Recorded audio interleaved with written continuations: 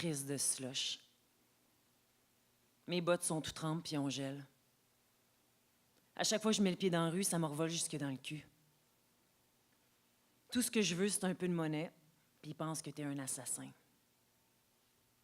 J'ai le goût de tuer. Ils sont tous là à te rire d'en face, à te prendre pour un moins que rien. J'ai 14 ans. Pour retenir ma violence, je m'injecte un mur de poudre blanche dans les veines. J'oublie tout. Je me crisse de tout le monde. 24 heures sur 24, 7 jours sur 7, je torche des vitres. J'ai besoin de mon hit 2 fois par jour pour me redonner l'énergie, puis ça me donne tellement le goût de m'en péter un autre que j'oublie mon envie de tuer, puis je retourne torcher. Petit lavage, madame? Petit lavage, monsieur? Un oui.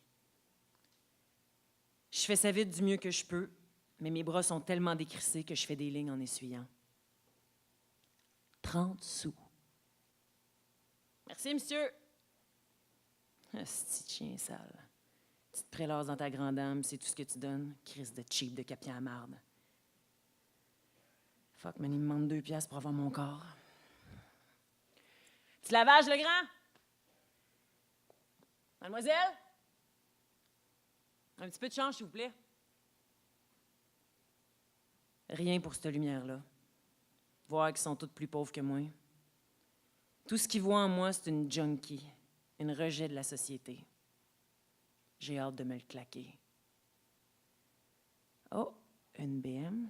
Je vais me forcer. Je vais peut-être pogner de quoi de bon. Yes! 4,35 $. Cool. Je vais pouvoir aller m'acheter mon corps. Fuck, si j'ai plus de seringues neuves. Papineau, Sainte-Cat, il faut que j'apporte mes usagers puis qu'ils m'en donnent des neuves.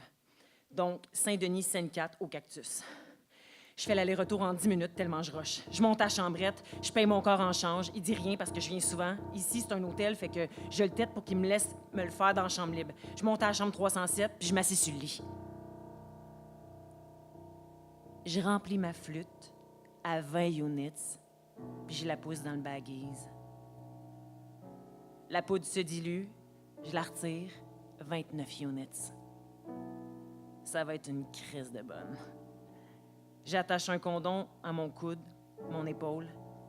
Je donne quelques tapes et je vois mes veines parfaitement. Je choisis la plus grosse, j'enfonce l'aiguille. Je retire un peu le sang pour être sûr que je suis dedans et je pousse la potion magique dans mon bras. Asti! Fuck, j'ai raté à moitié. Ah, j'ai une grosse bosse, asti, mon bras plie plus pantoute. C'est pas grave, OK, c'est pas grave. Je l'ai pareil, ou plutôt speedé.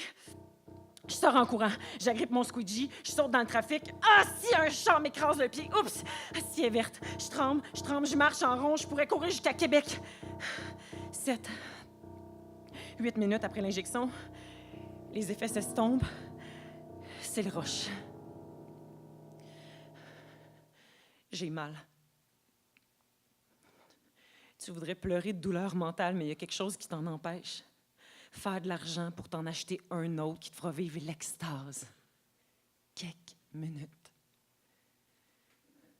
Au travail. Après 10 minutes qui ont paru 1 heure, je fais pas une crise de scène.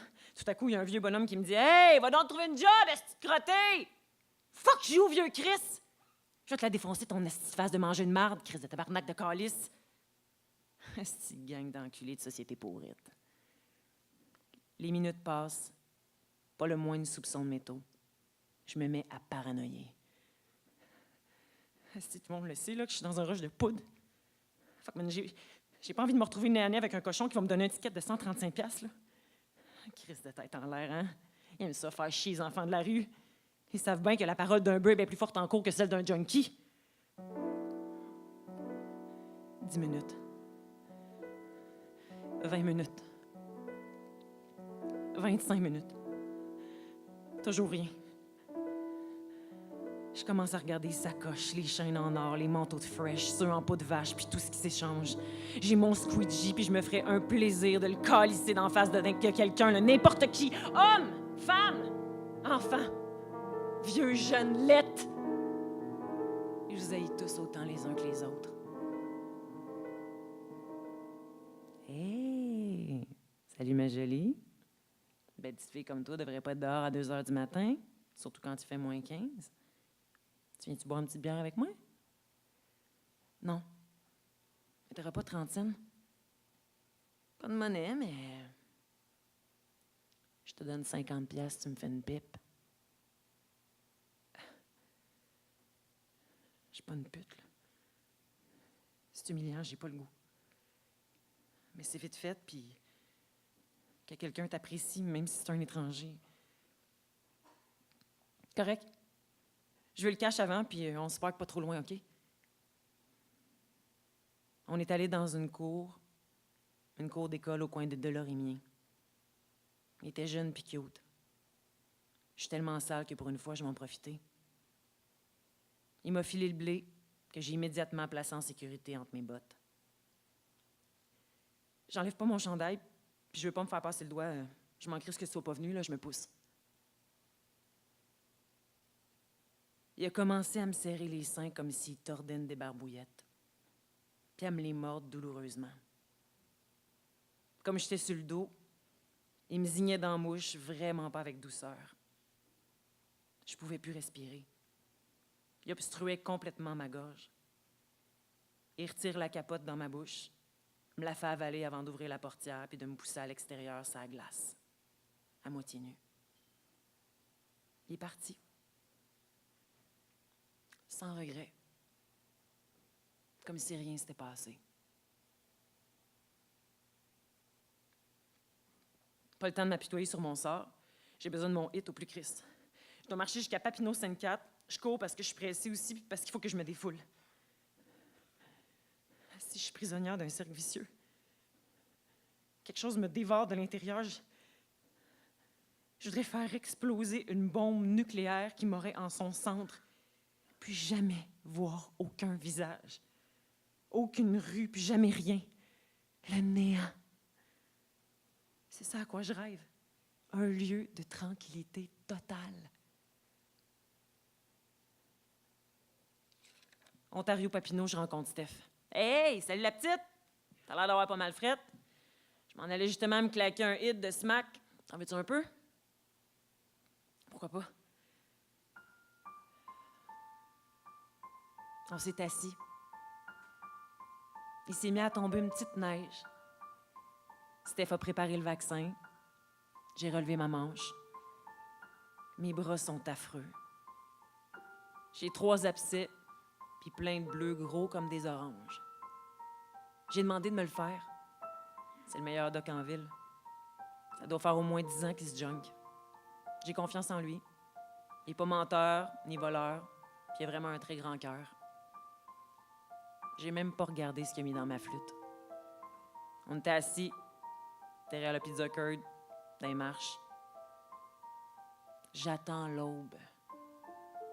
Steph agit très vite, je sens rien, à part mon corps qui se réchauffe, puis tous mes muscles qui se relaxent. Le contraire de la poudre. J'ai explosé. J'ai pleuré d'un bras de Steph en y racontant ce qui s'était passé derrière l'école. Il m'écoute, sans dire un mot, me plaindre de cette vie-là que j'ai choisie. Qu'est-ce qui s'est passé pour qu'aujourd'hui je sois ici? Aérée à la recherche de nulle part. Moi qui avant j'avais tant d'amis. Je me dirige vers la chambrette avec mon 50 piastres. J'ai fait Ontario-Sainte-Catherine en 1 demi-heure tellement je marche lentement. En regardant le lever du soleil, j'ai l'impression que cette boule de chaleur-là m'attire. Mes doigts sont rouges puis mes pieds sont glacés. Une maigre buée blanche sort de ma bouche. Il est tôt, 5h30 environ. Pour un lundi, je trouve qu'il n'y a pas beaucoup de monde, mais peu importe. J'ai vraiment pas le goût de voir aujourd'hui l'agitation de la métropole. Devant la chambrette bœuf mobile, je dois donc m'asseoir dans le mec shit. En attendant, je m'endors tout de suite. What the fuck? She slept there? Ça me réveille. Il est 8h30. Je sors pour voir si les cochons sont encore là. La voie est libre. J'entre. Je monte au 2e. Je dépose mon rose en lui demandant s'il peut m'en faire 3 au lieu de 2,5. Il accepte. Contrairement aux autres fois précédentes, je vais dehors. J'essaie de me bonner une cigarette quelques minutes, puis il y a une âme généreuse qui me donne 2 players, ma sorte. J'en allume une en cherchant un coin tranquille. Il y a une piste cyclable en dessous du pont Jacques-Cartier qui est couvert de glace. Personne ne devrait s'aventurer là. Je m'installe, je commence la recette, je mets les 3 en même temps. J'allume ma 2e cigarette. Je pense à tous les coins de la terre que je vais pouvoir visiter. J'embrasse mes parents que j'aime, mais à qui j'ai jamais su le démontrer. Je soulève ma manche, trouve ma veine, et l'aiguille pénètre ma chair. Je sais que ma délivrance approche. Je suis heureuse.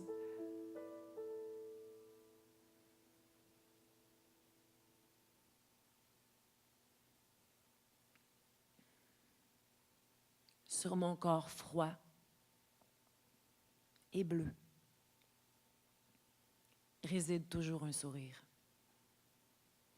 Je suis soulagée.